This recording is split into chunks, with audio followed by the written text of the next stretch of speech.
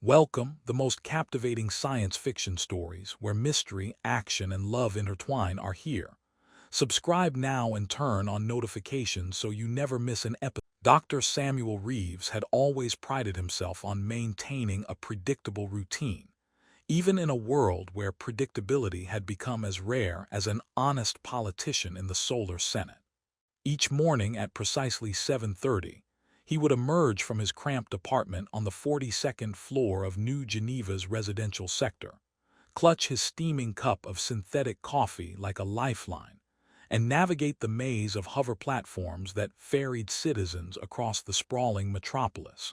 The city stretched endlessly in all directions, a testament to humanity's stubborn refusal to accept reasonable population limits, with gleaming spires that pierced the perpetual cloud cover and underground districts that burrowed so deep they required their own artificial suns.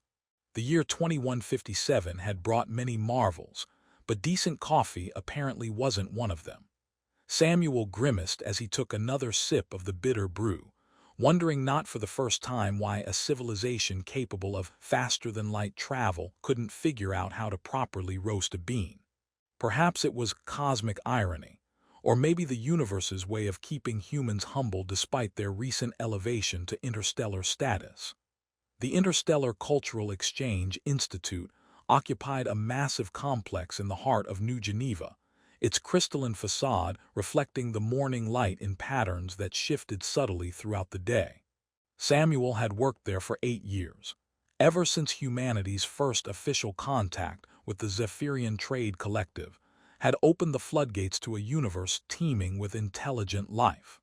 As a xenobiologist, he spent his days cataloging the bizarre and wonderful varieties of sentient beings that now called Earth home, from the silicon-based crystallites who communicated through harmonic resonance to the gaseous nebula dancers who required specialized atmospheric chambers just to maintain corporeal form.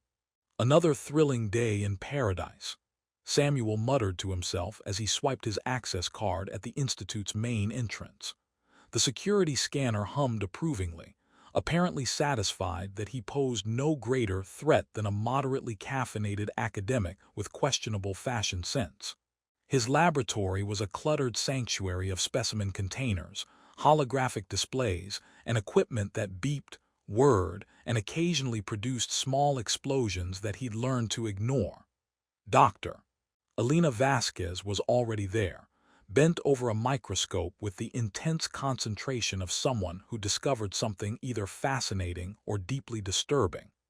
"Please tell me you haven't found another species that reproduces by budding," Samuel said, hanging his coat on a chair that immediately began to hover 3 inches off the ground.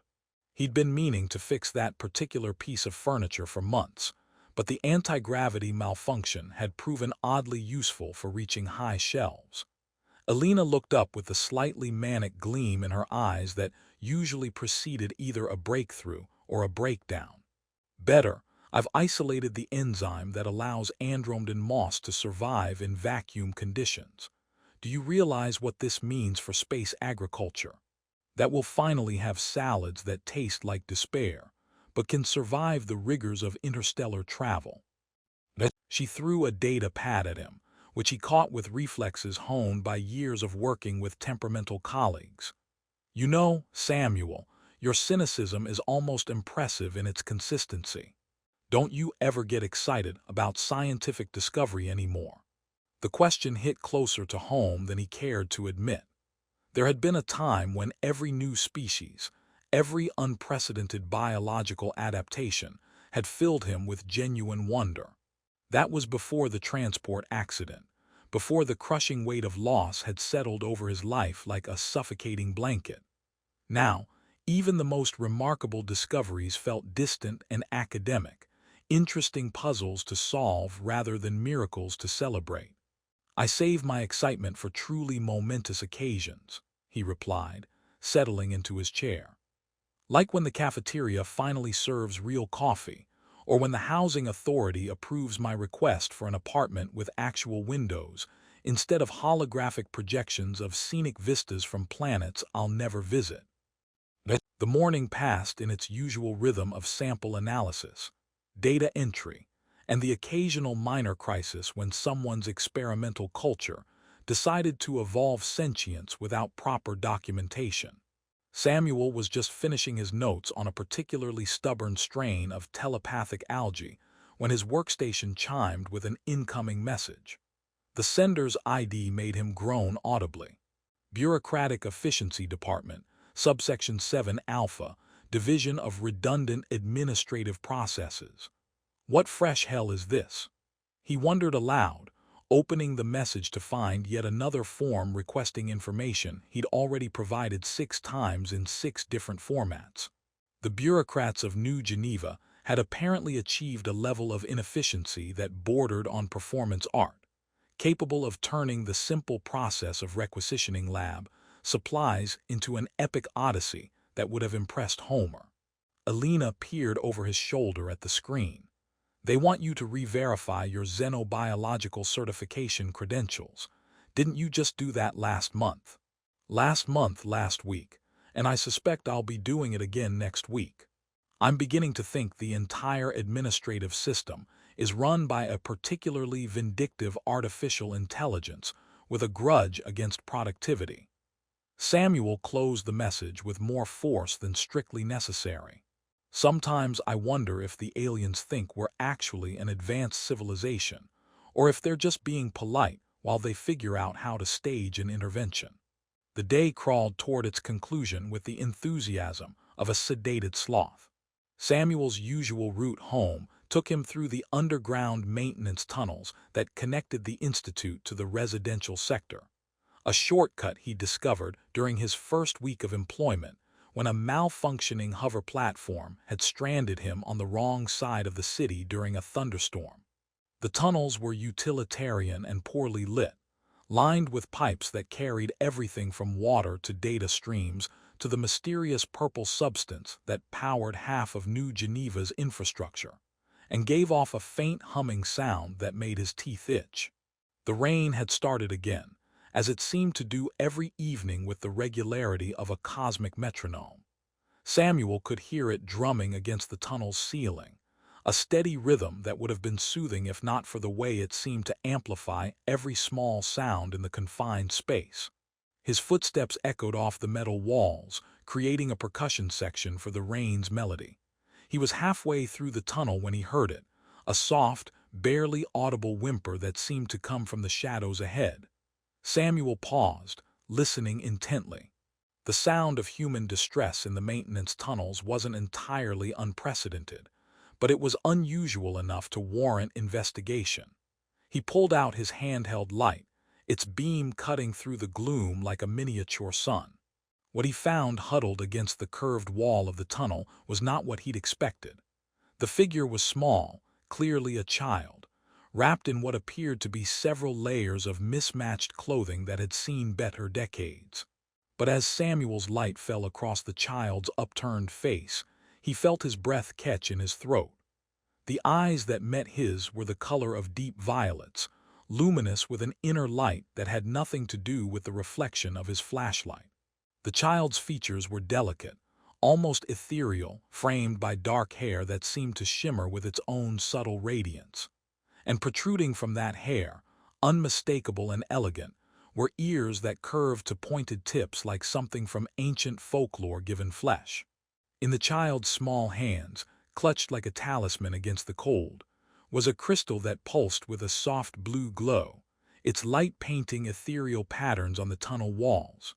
The child looked up at Samuel with an expression that mixed hope and terror in equal measure, and when she spoke, her voice was clear despite its tremor. "Please, sir," she said, her words carrying an accent that seemed to make the very air around her shimmer. "I need a father, will you be mine?" Samuel stood frozen, his mind struggling to process what he was seeing and hearing. In all his years studying alien species, cataloging their biology and behavior, he had never encountered anything quite like this moment. The clinical part of his brain noted the child's obvious non-human characteristics, filed away observations about her apparent age and condition.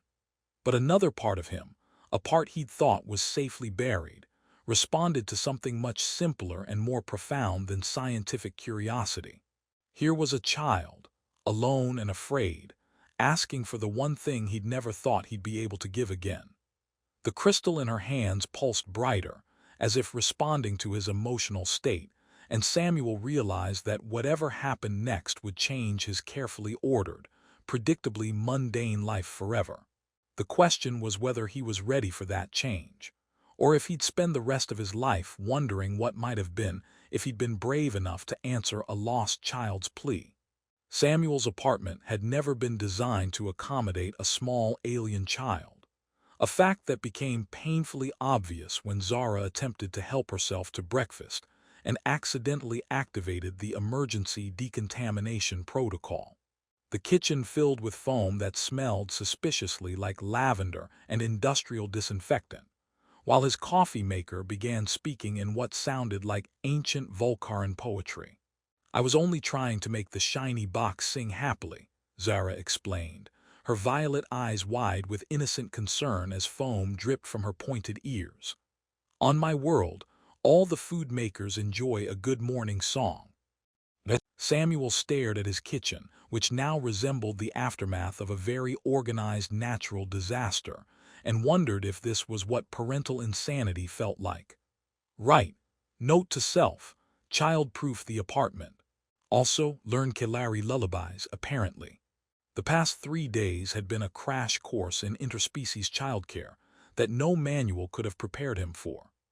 Zara had an uncanny ability to interface with technology in ways that defied conventional understanding, often with results that ranged from delightfully helpful to mildly catastrophic.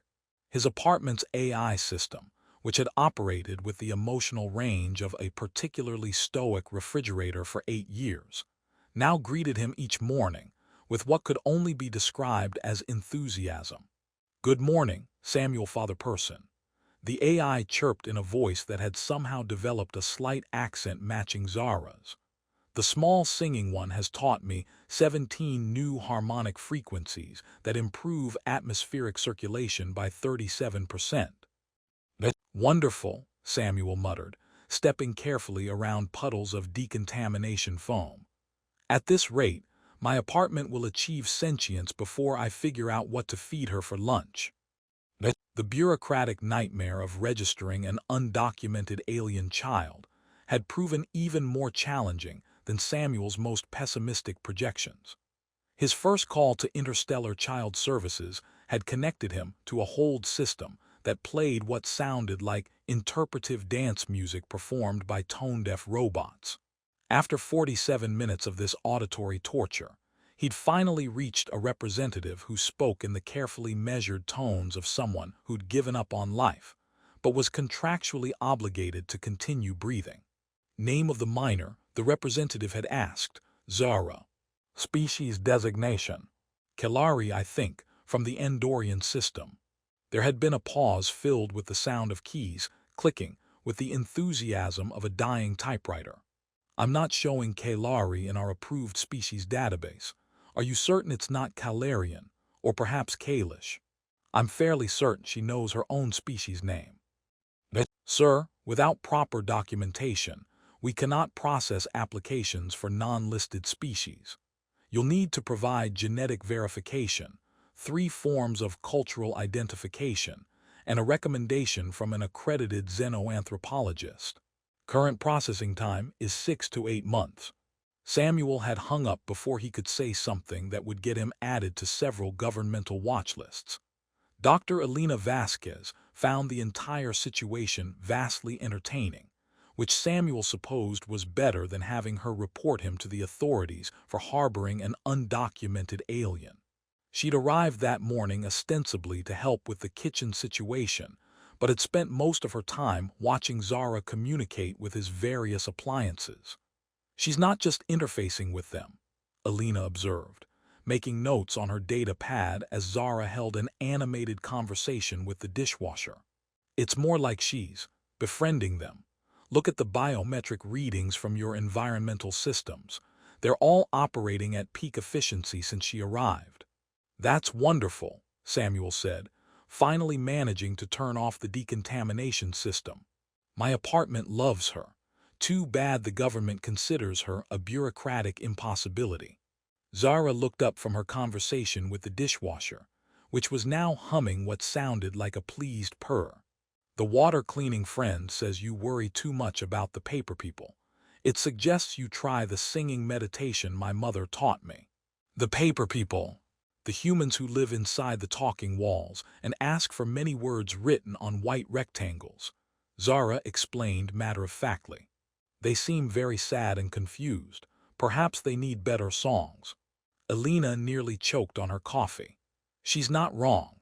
Half of New Geneva's problems could probably be solved with better mood music and fewer forms in triplicate. The real complications began when Zara's crystal pendant started malfunctioning. The first sign was subtle. The gravity in Samuel's living room became slightly negotiable, causing his collection of vintage books to float in lazy circles near the ceiling. He'd attributed this to a building maintenance issue, until he walked into his bedroom to find Zara suspended 3 feet above her makeshift bed, fast asleep and glowing softly blue. "That's probably not normal," Alina said, her scientific curiosity warring with maternal concern as they watched the sleeping child rotate slowly in midair. The crystal around Zara's neck pulsed erratically, its usual steady blue light flickering between violet and gold in patterns that made Samuel's eyes water. When he reached out to touch it, a small shock ran up his arm, carrying with it a flash of something that might have been emotion or memory. For a brief moment, he experienced the sensation of vast crystalline forests singing in harmony, their voices creating music that resonated in his bones. "We need to find someone who understands Kalari technology," Samuel said. Dr. Tanaka's examination of Zara's crystal had produced results that Samuel found both reassuring and deeply concerning. The good news was that the biosynaptic resonator wasn't malfunctioning in any dangerous way. The bad news was that it required neural calibration with a compatible caregiver to prevent increasingly dramatic gravitational episodes. "Think of it as a cosmic mood ring with delusions of grandeur," Dr. Tanaka had explained while her instruments hummed and beeped around Zara's crystal. "Without proper harmonization, it will keep trying to establish connection through increasingly creative interpretations of local physics." Samuel had watched his coffee cup perform another spontaneous orbit around his head, and decided that creative interpretations of physics was a polite way of saying his apartment was slowly becoming uninhabitable. The neural compatibility test had sounded deceptively simple, until Samuel found himself sitting in what looked like a dentist's chair, designed by someone with a profound misunderstanding of human anatomy. Electrodes sprouted from every surface like metallic flowers, while screens displayed readouts that seemed to show his thoughts in the form of abstract art painted by caffeinated squirrels. "Just relax and let your mind wander," Dr. Tanaka had instructed. "The important thing is to remain open to the connection. Kalari biosynaptics respond to emotional resonance rather than conscious control." "What exactly will I experience?" Samuel had asked, trying not to notice that one of the electrodes was gently vibrating against his temple in what felt like Morse code. "Oh, the usual. Shared memories, temporary telepathic connection, possible brief episodes of synesthetic hallucinations where you taste colors and hear textures. Nothing too dramatic." Samuel was beginning to understand why Alina had described Dr. Tanaka as eccentric. The calibration process itself had been unlike anything in Samuel's scientific experience. The moment the neural interface activated, his consciousness seemed to expand beyond the boundaries of his own mind. Suddenly, he was experiencing Zara's memories as if they were his own. The vast crystalline forests of her homeworld singing in harmonies that made mathematics visible, the warmth of her parents' presence like sunlight given emotional weight, and the terrifying silence when their ship had been caught in what she called the bright darkness. But the memories weren't one-directional. Samuel felt Zara experiencing his own past, his childhood fascination with the stars, the joy of his wedding day, the crushing grief of loss, and beneath it all, the careful walls he'd built around his heart to keep himself safe from further pain. Through the neural link, he sensed her confusion at his emotional barriers, her innocent wonder at why he would choose isolation over connection. When the calibration finished, Samuel felt fundamentally changed. There was now a constant, gentle awareness at the edge of his consciousness, not intrusive, but present like a warm light in a distant window. He could sense Zara's emotional state as clearly as his own, and apparently she could sense his. "The connection is beautiful," Zara had said afterward, her crystal now pulsing with steady blue light. "You have so much music inside you, Samuel father. Why do you keep it so quiet?" The question had stayed with him over the following days, as he adjusted to what Dr. Tanaka cheerfully referred to as parental telepathy with limited range and warranty. The empathic bond meant that Samuel always knew when Zara was happy, sad, excited, or trying to sneak extra crystal cakes from the food synthesizer. Unfortunately, it also meant that Zara could sense his emotions with equal clarity, leading to some awkward moments. His first attempt at returning to normal social activities had been a disaster of cosmic proportions. Dr. Jennifer Walsh from the Institute's Cultural Exchange Department had invited him for dinner, and Samuel had foolishly thought it might be nice to spend an evening with another adult. What he hadn't anticipated was having his emotional state broadcast like a poorly tuned radio station. The evening had started pleasantly enough, with Jennifer proving to be intelligent company and an excellent cook. They discussed their work, shared stories about the various alien dignitaries they'd encountered, and Samuel had actually begun to relax for the first time in months. Then Zara, safely tucked into bed back at his apartment, had experienced a brief nightmare about the bright darkness, and Samuel had suddenly found himself overwhelmed by terror and loss that wasn't his own. "Are you all right?" Jennifer had asked, concerned, as Samuel gripped the edge of the table and tried to distinguish between his emotions and Zara's. "Fine," Samuel had managed. "Just a sudden headache." But Zara, now awake and sensing his distress, had attempted to comfort him through their bond by sharing her happiest memories. This had resulted in Samuel experiencing intense joy and affection that was both foreign and deeply personal, causing him to smile with an expression that Jennifer later described as unnervingly beatific. "You're having quite an emotional journey over there," Jennifer had observed, raising an eyebrow. "Should I be concerned that my cooking is causing some kind of neurological episode?" The situation had deteriorated further when Zara, drowsy and not quite awake, had broadcast a sleepy question about why Samuel was sharing food time with the nice lady who smells like spring flowers, and whether he was practicing human mating rituals like the education programs showed. Samuel had choked on his wine while simultaneously experiencing a wave of childish curiosity about adult relationships that definitely hadn't originated in his own mind. Jennifer, meanwhile, had watched his face cycle through expressions of panic, embarrassment, and resignation, with the fascination of a xenobiologist observing a new species. "This is going to sound strange," Samuel had said finally, "but I've recently acquired an empathically connected alien child who takes a keen interest in my social life." To Jennifer's credit, she had only paused for a moment before nodding thoughtfully. "That actually explains quite a bit. Is she the reason you've been muttering to yourself in the lab lately?" "I haven't been muttering to myself.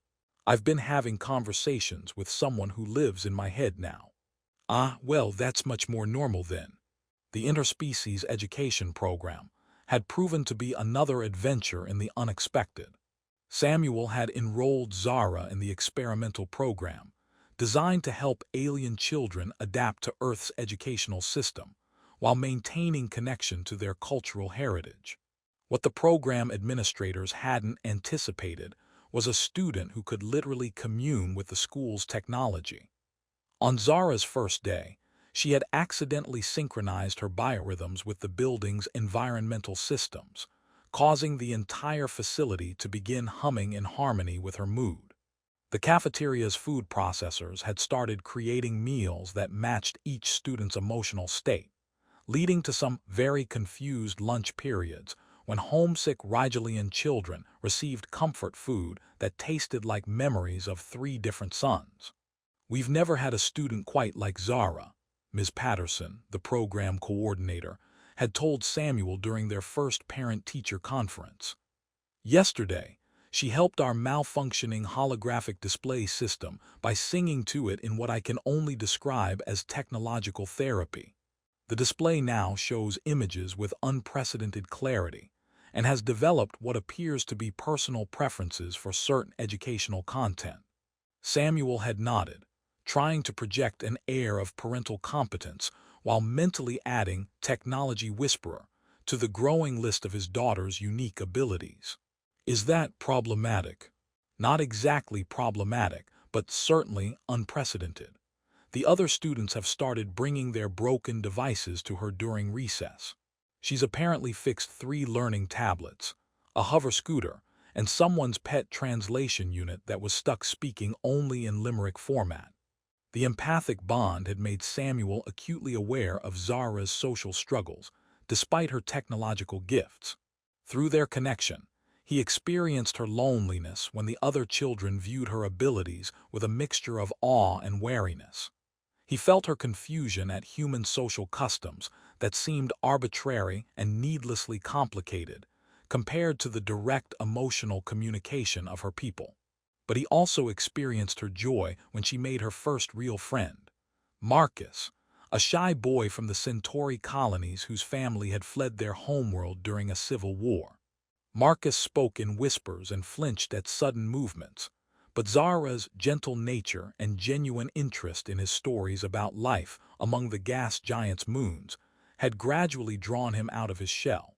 "Marcus thinks the crystal songs are beautiful," Zara had told Samuel one evening, her emotions radiating contentment through their bond. "He says they remind him of the aurora storms back home. I taught him how to ask the learning machines to play music while we study, and now they do homework concerts just for us." Samuel had felt her happiness as if it were his own, and for the first time since the neural calibration, he understood what Dr. Tanaka had meant about the connection being beautiful. Through Zara's eyes, he was rediscovering wonder in simple things. The way technology responded to kindness, the joy of friendship, the satisfaction of helping others with problems that seemed insurmountable until someone cared enough to try. His own perspective was shifting in ways that surprised him. The cynicism that had protected him from disappointment was gradually giving way to something more hopeful. When the Institute's coffee machine broke down for the 3rd time in a month, Samuel found himself asking Zara if she might be willing to have a conversation with it. "The poor thing is very frustrated," Zara had diagnosed after spending 5 minutes humming softly to the recalcitrant machine. "It wants to make good coffee, but it has forgotten how to taste. I taught it to remember what happiness feels like, and now it can make drinks that match people's moods." The coffee machine now produced beverages that were not only drinkable, but somehow perfectly suited to each person's emotional needs. Alina had nicknamed it the therapy espresso, and Samuel had to admit that starting each day with coffee that understood his mood was oddly comforting. The massive Kelari ship materialized in Earth's orbit on a Tuesday morning, which Samuel found oddly appropriate since Tuesdays had always been his least favorite day of the week. The vessel looked like a crystalline cathedral that someone had taught to fly, its faceted surfaces catching and refracting sunlight in patterns that made the aurora borealis look like amateur hour. "Well," Alina said, staring at the news feeds showing the ship's arrival, "that's either very good news or very bad news. There's rarely a middle ground with unannounced alien visitors." Samuel felt Zara's emotional state shift through their bond, a complex mixture of excitement, hope, and deep-seated anxiety that made his own stomach clench sympathetically. She was pressed against the window of his apartment, watching the ship with eyes that seemed to hold their own inner starlight. "They've come for me," Zara said quietly. "I can hear their crystals singing from here. They want to know why I am alone so far from the harmony." The official contact came within hours, delivered through the proper diplomatic channels with all the ceremony that interstellar politics demanded. Commander Thyessa of the Kalari Investigation Fleet requested an audience with the human who had claimed guardianship over a child of the Andorian system. Samuel's first glimpse of Commander Thyessa made him understand why the Kalari were considered master diplomats throughout the galaxy. She carried herself with the kind of authority that made gravity seem negotiable.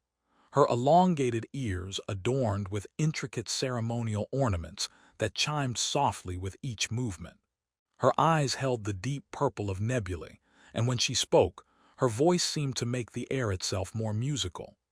"Dr. Samuel Reeves," she said, inclining her head in what he assumed was either a greeting or a polite threat. "You have made quite an impression on our long-range sensors. Zara's biosynaptic signature has been notably harmonious since taking residence with you." Samuel glanced at Zara, who was trying to hide behind his chair while simultaneously radiating curiosity like a small, anxious lighthouse. "I've been doing my best to take care of her. She's a remarkable child." "Indeed." Zara, daughter of keepers Thylin and Morvain, last of the Seventh Harmony, heir to the crystal groves of Andorian Prime. Commander Thyessa's tone carried the weight of history and expectation. "Do you understand, Dr. Reeves, exactly whom you have been raising?" Through their bond, Samuel felt Zara's shock at hearing her parents' formal titles. She had never mentioned being anything more than the child of diplomatic envoys, but the commander's words painted a very different picture. "I understand that she's a little girl who lost her parents and needed someone to take care of her," Samuel replied, surprised by the firmness in his own voice. "Everything else is just details." Commander Thyessa studied him with the intensity of someone accustomed to reading complex political situations in the space of a heartbeat. "The Kalari Council offers you substantial compensation for your care of our child. Rare metals, technological advances, honorary citizenship in our system. Name your price, and we will ensure Zara returns to her people to fulfill her destiny as a harmony keeper." The offer hung in the air like a crystal waiting to shatter. Samuel could feel Zara's terror through their bond, her desperate need to stay with him warring against her sense of duty to her people. But underneath it all, he sensed something else. Her absolute trust that he would make the right decision. "What exactly does fulfill her destiny involve?" Samuel asked. "Zara carries the genetic markers of the Great Keepers," Commander Thyessa explained. "She has the potential to commune with the master crystals of our homeworld, to help guide the harmony that sustains our entire civilization. It is a responsibility that cannot be abandoned for the sake of human attachment." Elena, who had been unusually quiet during the exchange, suddenly spoke up. "What if there was a way to honor both responsibilities? Kalari culture values harmony above all else, correct?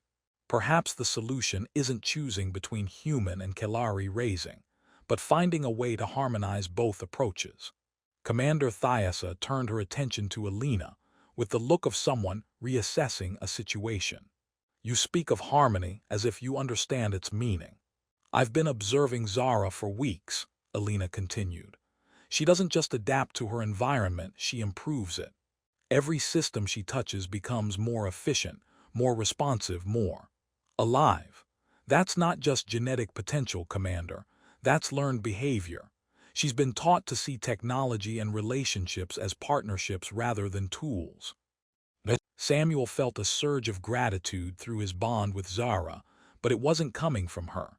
It was his own emotion, reflected back through her perception of Elena's defense. The realization struck him that their connection had become so natural, he sometimes forgot where his feelings ended and hers began. "Dr. Reeves," Commander Thyessa said. "The Council requires proof of your worthiness as a cross-species guardian. Would you submit to our traditional tests of parental bond?" Samuel looked at Zara, who nodded encouragingly despite her obvious nervousness. "What do these tests involve?" "Nothing too dramatic," Commander Thyessa said with what might have been amusement. "A simple harmony resonance with our ship's great crystal. If you can successfully interface with Kalari technology at its most advanced level, the Council will recognize your bond as genuine." Alina raised an eyebrow. "And if he can't?" "Then we will assume his attachment is merely human sentiment, and Zara will return with us immediately." The great crystal chamber aboard the Kalari ship was unlike anything Samuel had ever imagined. The crystal itself was the size of a small building, its faceted surface containing what looked like trapped galaxies, swirling lights that moved in patterns too complex for human eyes to fully process. The air hummed with harmonics that made his bones vibrate in sympathy. "The test is simple," Commander Thyessa explained. "Place your hands on the resonance interface and allow the crystal to judge the depth of your connection to Zara. If your bond is merely surface attachment, the crystal will reject you. If it is true parental love, you will hear the great harmony." Samuel approached the interface, a smaller crystal formation that grew from the chamber's floor like a frozen flower. Zara stood beside him, her own crystal pendant glowing brightly in response to the great crystal's presence. "Whatever happens," Samuel said quietly, "I want you to know that these past weeks have been the best part of my life in years. You brought music back to my world, little star." Zara's eyes filled with tears, but she smiled through them. "And you taught my crystal heart how to sing Earth songs, Samuel father." Samuel placed his hands on the resonance interface and immediately felt the connection activate. The great crystal's awareness touched his mind like